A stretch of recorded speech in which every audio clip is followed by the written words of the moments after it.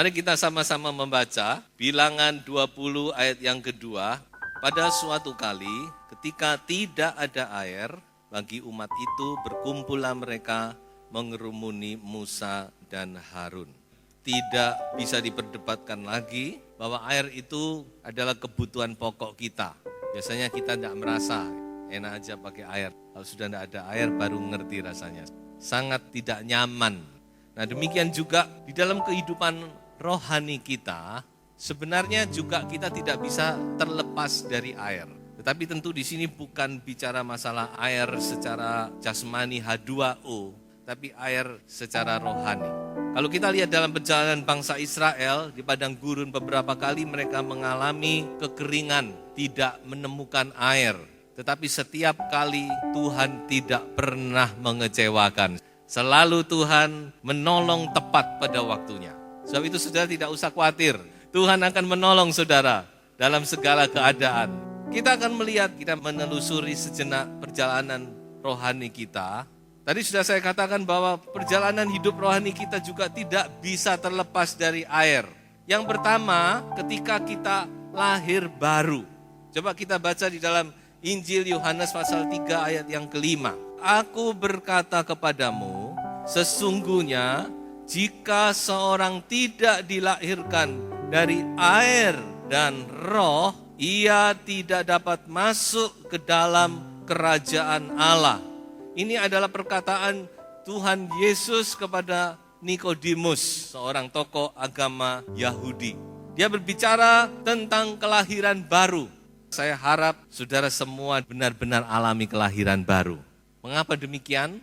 Karena Yesus berkata, kalau seseorang tidak dilahirkan baru, dia tidak akan bisa melihat, tidak akan bisa masuk ke dalam kerajaan sorga. Jadi kelahiran baru ini adalah syarat utama, syarat paling dasar dari seseorang untuk masuk sorga. Nah, kelahiran baru itu dikerjakan atau dilahirkan dari air dan roh. Nah, di sini saya perlu menjelaskan kepada saudara. Air di sini bukan berbicara tentang baptisan air.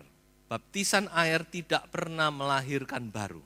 Jadi jangan sampai salah, roh juga di sini bukan bicara tentang kepenuhan Roh Kudus, tapi saya tidak ke sana, saya akan tekankan di air. Air di sini bukan berbicara tentang baptisan air. Karena orang yang dibaptis air itu justru adalah orang yang sudah lahir baru. Dia sudah lahir baru, kemudian dia dibaptis, dia diteguhkan dalam baptisan air itu. Jadi baptisan air sendiri tidak melahirkan baru, saudara. Lalu kalau begitu air di sini berbicara tentang apa? Air di sini berbicara tentang firman Tuhan. Dengan lain kata, kita dilahirkan baru karena pekerjaan firman dan Roh Kudus. Roh Kudus bekerja secara tidak kelihatan dan kita mendengar firman. Baik dalam segala bentuk, apakah saudara-saudara mungkin mendengar itu dalam bentuk khotbah, atau saudara membaca Alkitab, atau mungkin dalam bentuk kesaksian, dalam bentuk pujian, dan kita percaya kepada Yesus Kristus sebagai juru selamat kita secara pribadi. Pada saat itu saudara, kita dilahirkan baru menjadi anak-anak Allah. Jadi ini proses pertama ketika kita menjadi orang percaya. Itu adalah proses pekerjaan air dan roh. Tapi air di sini bukan air secara jasmani, melainkan berbicara tentang firman Allah. Jadi kita selamat itu karena firman dan Roh Kudus. Sebab itu kita bersyukur kepada Tuhan. Tuhan yang mengerjakan segala sesuatu dalam hidup kita. Lewat firman-Nya, lewat rohnya, kita percaya kepada Yesus Kristus.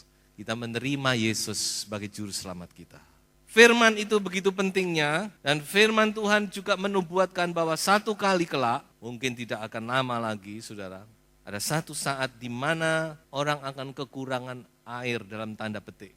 Air di sini sekali lagi bukan berbicara air secara jasmani, tetapi air berbicara tentang kebenaran firman. Mari kita baca nubuatan ini di dalam Amos pasal 8 ayat 11. Sesungguhnya waktu akan datang, demikianlah firman Tuhan Allah. Aku akan mengirimkan kelaparan ke negeri ini, bukan kelaparan akan makanan, dan bukan kehausan akan air, melainkan akan mendengarkan firman Tuhan. Mereka akan mengembara dari laut ke laut dan menjelajah dari utara ke timur untuk mencari firman Tuhan, tetapi tidak mendapatnya. So itu saudara-saudara, betapa firman Tuhan ini kita harus simpan, kita harus miliki, supaya saudara-saudara kita tidak sampai kehausan. Saya akan beranjak terus pada pengalaman yang berikutnya. Setelah kita lahir baru, kita dibaptis. Nah ini sekarang benar-benar pakai air yang sesungguhnya, saudara-saudara. Mari kita baca di dalam Injil Yohanes, pasal 3, ayat 22 dan ayat yang ke-23. Sesudah itu Yesus pergi dengan murid-muridnya ke tanah Yudea, dan ia diam di sana bersama-sama mereka dan membaptis. Akan tetapi Yohanes pun membaptis juga di Ainon dekat Salim, sebab di situ banyak air dan orang-orang datang ke situ untuk dibaptis. Sekali lagi kita melihat di sini bahwa baptisan air itu adalah pengalaman yang penting, yang mengikuti kelahiran baru. Jadi lahir baru dulu, percaya dulu kepada Yesus, percaya dan bertobat, baru dibaptis. Dan saudara lihat di sini, baptisan punya satu pengertian yang mendalam. Pengertian baptisan itu kita dikubur, kita mengalami pengalaman seperti Yesus Kristus mati, dikubur dan bangkit. Sebab itu baptisan itu dikatakan dilakukan di tempat yang banyak air. Karena baptisan itu harus diselam. Ini baptisan yang Alkitabiah. Diselam, karena ini adalah lambang dari penguburan. Dan baptisan air itu, saudara-saudara, mempunyai pengertian pemisahan yang total. Kita dipisahkan dengan tuntas, total, sepenuh-penuhnya dari kehidupan kita yang lama. Dan sekarang kita berjalan dalam satu kehidupan yang baru. Jadi garis pemisahnya adalah air ini, baptisan air. Sebab itu saudara-saudara yang sudah dibaptis, jangan ingat-ingat, wah dulu saya begini, dulu saya pernah berbuat ini. Sudah, semuanya sudah dikubur di dalam nama Tuhan Yesus Kristus. Dan saudara berjalan dalam kehidupan yang baru. Oleh air ini benar-benar kita dipisahkan, oleh penguburan ini kita dipisahkan. Seperti bangsa Israel, setelah dia melewati Laut Merah, Laut Tebrau, maka yang lama sudah lewat. Jadi jangan diingat-ingat lagi. Mari kita baca sejenak di dalam Roma pasal 6 ayat 10, 11 dan 12. Apa yang ditulis di sini tentang baptisan air. Mulai ayat 10, sebab kematiannya adalah kematian terhadap dosa, satu kali untuk selama-lamanya, dan kehidupannya adalah kehidupan bagi Allah. Ini Yesus Kristus. Ayat 11, demikianlah hendaknya kamu memandangnya, bahwa kamu telah mati bagi dosa, tetapi kamu hidup bagi Allah di dalam Kristus Yesus. Nah ini saudara, mengapa orang Kristen harus dibaptis? Dia menyatu dengan kematian dan kebangkitan Yesus Kristus. Kalau Yesus mati terhadap dosa, kita juga mati terhadap dosa. Satu kali untuk selama-lamanya. Ayat 12, sebab itu hendaklah dosa jangan berkuasa lagi di dalam tubuhmu yang fana, supaya kamu jangan lagi menuruti keinginannya. Apa masih bisa berkuasa? Dosa. Sesudah dibaptis bisa nggak berkuasa lagi? Bisa. Buktinya ada ayat ini. Kalau kita kasih kesempatan, ya bisa. Ingat dengan sejarah kemerdekaan Indonesia. Begitu ada kesempatan mau menjajah lagi. Nah saudara, dosa itu dia berusaha lagi datang, berusaha lagi menguasai. Kalau kita izinkan, dia akan menguasai. Tapi kalau kita bangkit berdiri, saya sudah bebas, merdeka atau mati dalam nama Yesus, saudara akan menang. Kan Indonesia menangnya begitu. Karena bangsa Indonesia tekad lebih baik mati daripada dijajah lagi. Merdeka atau mati. Semua bangkit semangatnya melawan penjajah. Akhirnya Indonesia benar-benar diakui kemerdekaannya. Jadi saudara, kalau kita belajar sejarah, kita juga bisa melihat pada diri kita sendiri. Kita orang percaya yang sudah dibaptis oleh air di dalam nama Tuhan Yesus Kristus, kita sudah bebas dalam nama Yesus. Saudara jangan mau diperhamba lagi. Makanya ada kitab Galatia, Paulus berkata, kamu sudah bebas, jangan mau dikenakan kuk, jangan mau diperbudak Seringkali kita sudah bebas tapi kita masih diperbudak oleh keinginan-keinginan kita. Kita diperbudak oleh manusia secara enggak sadar. Bisa terjadi, saudara. Tapi mari kita menyadari bahwa kita benar-benar orang yang bebas di dalam nama Tuhan Yesus Kristus. Yang ketiga, air berbicara tentang Roh Kudus. Mari kita baca di dalam Injil Yohanes pasal 7 ayat 37 dan ayat 39. Pada hari terakhir, yaitu pada puncak perayaan itu, Yesus berdiri dan berseru, "Barang siapa haus, baiklah ia datang kepadaku dan minum.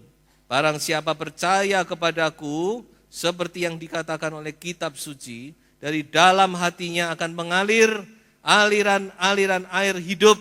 Yang dimaksudkannya ialah roh yang akan diterima oleh mereka yang percaya kepadanya. Sebab roh itu belum datang, karena Yesus belum dimuliakan. Roh Kudus baru datang ketika Yesus sudah mati dan bangkit dan naik ke sorga, duduk di sebelah kanan Allah Bapa, dia menerima Roh Kudus. Maka Roh Kudus itu dicurahkan kepada gereja. Sebab itu di sini dikatakan roh itu belum datang. Tapi kita yang hidup di zaman Roh Kudus, di zaman gereja, roh itu sudah datang dan tinggal di dalam kita. Amin, saudara-saudara. Roh Kudus itu di dalam saudara. Ada berapa banyak orang Kristen yang tidak yakin, saudara-saudara. Oh, aku ini punya Roh Kudus apa enggak? Saya beritahu pagi hari ini, saudara punya Roh Kudus.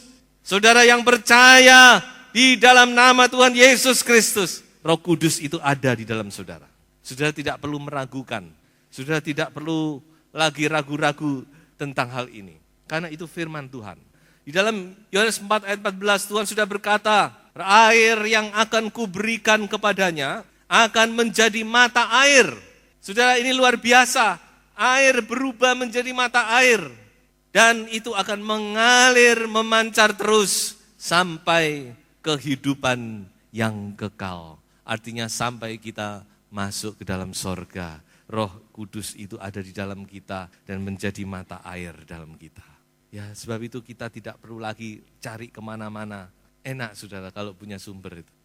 Jadi saudara-saudara, itulah kehidupan orang percaya. Amin, saudara-saudara. Air itu menjadi mata air, terus memancar sampai kehidupan yang kekal.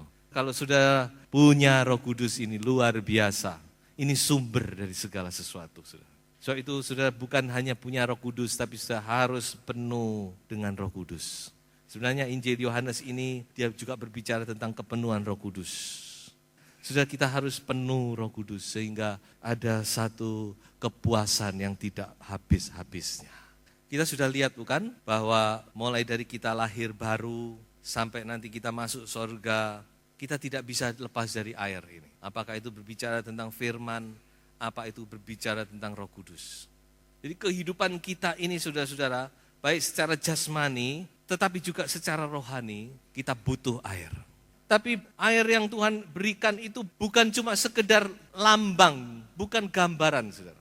Tadi kita sudah melihat lambang-lambang dari air ini. Tetapi Tuhan tidak memberikan kepada kita sekedar lambang. Coba kita baca di dalam Injil Yohanes 19 ayat 34. Tetapi seorang dari antara prajurit itu menikam lambungnya dengan tombak dan segera mengalir keluar darah dan air.